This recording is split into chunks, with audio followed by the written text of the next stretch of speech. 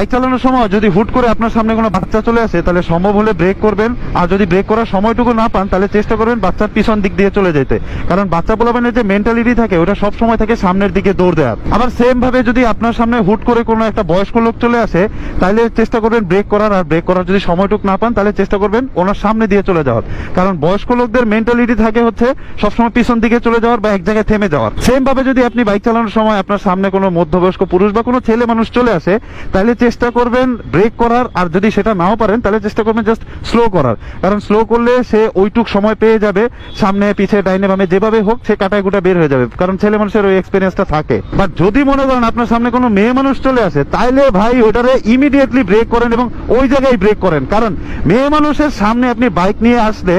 আপনি সামনে যান পিছনে যান, ব্রেক না করলে আপনি যেভাবে যান ও প্রথমে ডাইনে যাবে, তারপর বামে যাবে, পারলে উপরে যাবে, নাহলে নিচে যাবে, এরপরে ওই জায়গায় দাঁড়ায় থাকবে, কানের মধ্যে হাত দিবে, চোখে হাত দিবে, বলবে ও মাই গড।